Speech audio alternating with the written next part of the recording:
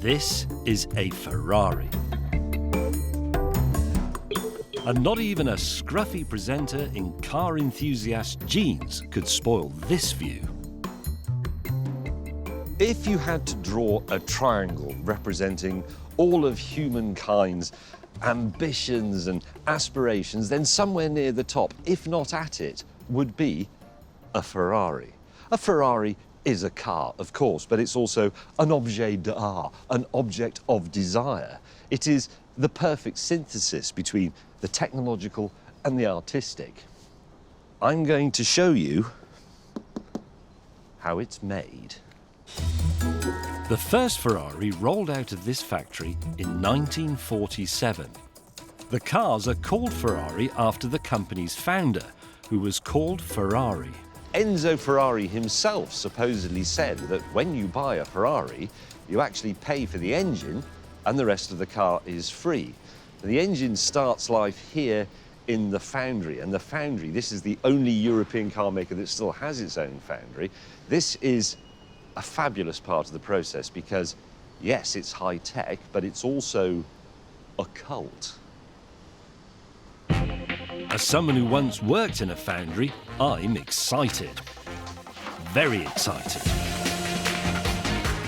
The foundry is where the big bits of the engine are cast. It's where earth, fire and metal conspire like witches over a cauldron to spawn the trembling heart of the living machine.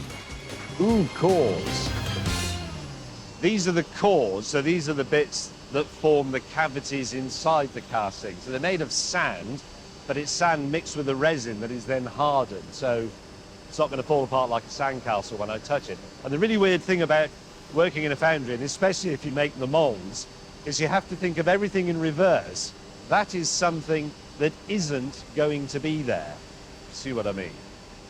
To produce the bit that actually is going to be there, aluminium is heated to over 800 degrees Celsius, around the same temperature as the inside of Mount Etna, forge of the gods. This is a holding furnace. Molten aluminium has been poured into here and then alloyed with copper and one or two other things to make the aluminium alloy.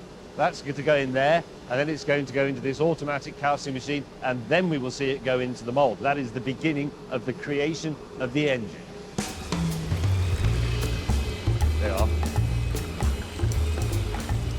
If he drops it, we have to run away very, very quickly because it spreads very quickly and it makes a terrible mess of your shoes. This recipe for the perfect piping hot aluminium soup represents centuries of metallurgical advancement, but at its core it remains a rather ancient process. It's also rather Promethean because the whole thing is covered in flames, and of course we are melting the core of the earth, or remelting the core of the earth if you like.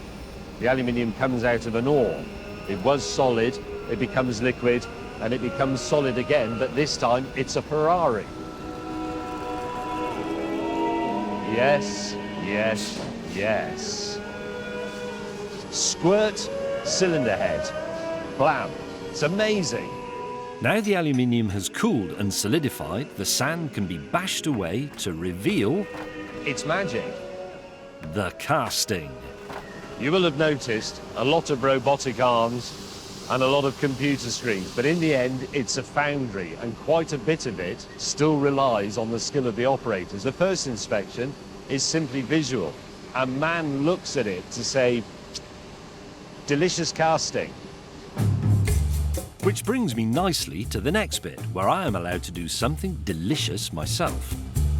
I'm going to make a core. That is, create a bit of the not there engine. This is deburring to take the sharp edges off the core, which has been made in a mould of its own. If you didn't knock these off, they'd be washed away by the aluminium as it came in, and then they become what's called an inclusion in the finished casting. That's bad. The core is made up of several pieces that are then stuck together, so you get one core set that simply drops into place in the mould. Lesson in mould deburring done, now it's my turn. So start at this edge, Steve. Very satisfying. Good, good. Oh, there's a nasty bit there. You see that edge there? That's all got to be smoothed over. Normally, when I do careful and skilled things like this, the director shouts cut and bodges it. Okay, I have control. But for once, they actually let me finish a job properly. That went home, as they say in engineering. Bravo.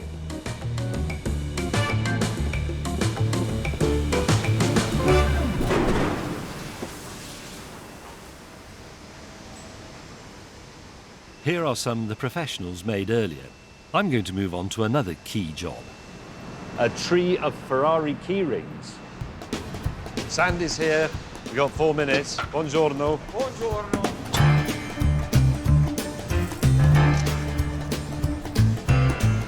Now we've got about 2.5 minutes left before it goes completely hard.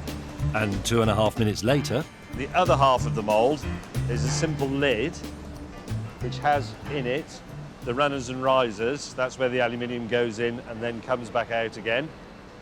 If we assemble that, we are then ready to pour. once the moulds are made, the aluminium is poured and left to cool. So let's cut to the unveiling. It's so exciting, this bit. It's still slightly warm. Who would like a Ferrari keyring? There you are. Ferrari keyring. Sadly, I had to give that nice red coat back, which is a shame. But there is one last perk of the job. This is the hallowed tarmac of Ferrari's Fiorano test circuit, and I've been given permission to go around it. So let's do that.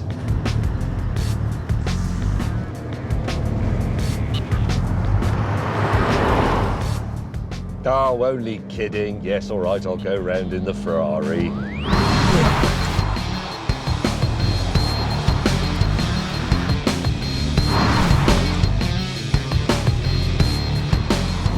This is the rather appropriately named Ferrari Roma. Packing a whacking great 612 horsepower and with a top speed of 199 mph, the Roma can do 0 to 60 in just 3.4 seconds. It'll also set you back a mere 170 grand. This is a first world observation, I appreciate that, but driving around in a Ferrari does make you feel bloody good.